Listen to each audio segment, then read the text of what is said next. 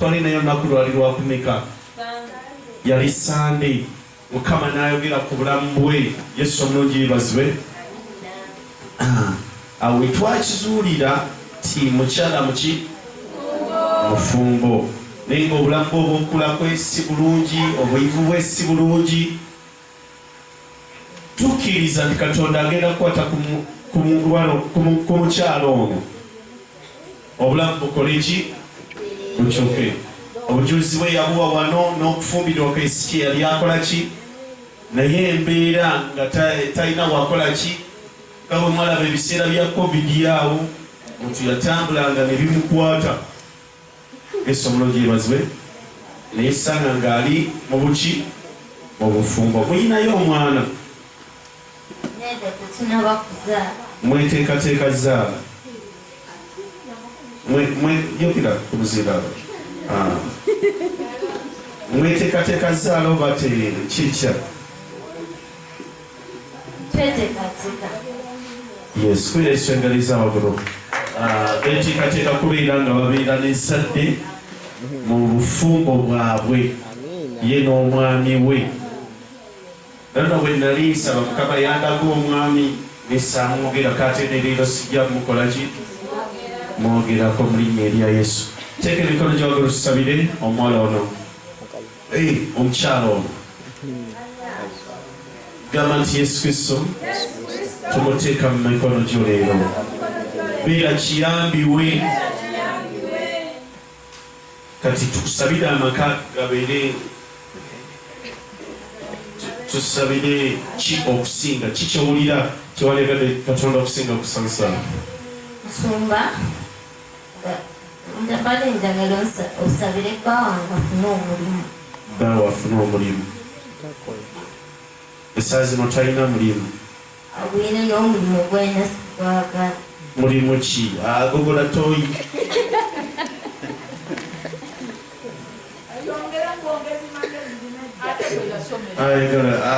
akola mulimu ki mbadde nsaba ab'ekibiina omukyala ono tumuleke alina omuzungu akiyita principles enzize nga ye private ye n'omuki alina vision ye alina kyawulira oba ayagala mwami we oba ayagala Katonda tegaba kikye that is a private it's okay kiki omulimu lwaki togwagala omwami ono gwagala mulimu ki omulimu Sigwagala obeeri wasebidongo akola atya akuba bidongo yakuba bidongo bino ebya disco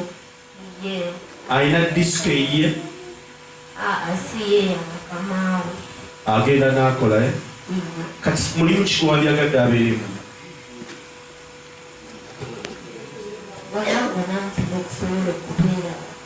kati nze singa musabira Mukama n'amusulako ekyamagero oli n'amugamba nina akatiba n'ettaka gy'okuli blog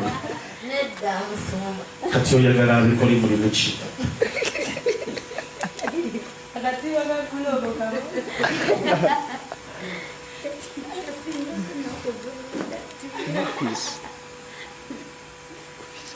ondyagadde akole mulimu ki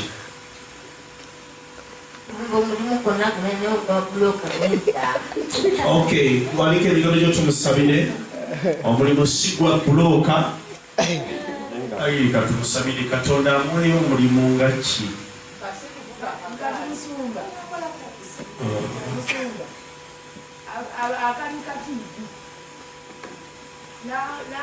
soka ogende omukyala oli mpulire bwayogera ye ng'omwewala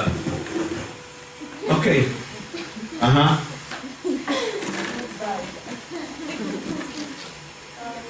Musumba Mukama yebazibu amen kati alina akanika TV omwami wono omumanyi omumanyi omumanyi nawe omumanyi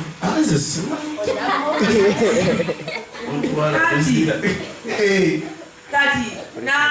n'abeerako mu byuma kwegamba naye nga si kwe bulimu kwenyo kati anywawo omwami yamufunaawo n'amugamba sooka obeereko wano mu byuma otira okanikirangako wano kati bwafunawo akakalima akamangu mangu ng'agenda naye ng'omulimu gwe gwennyini akanika tivi malwediyo obusimu bwabo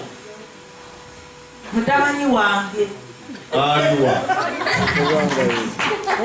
mokadde aliwa mutabani omumanyi gwe twabeeranga naye ku kyaki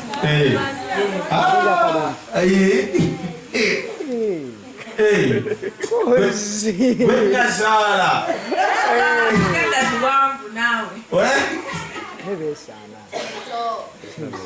ali waliga ebikono Nazaala ali wano mukomwana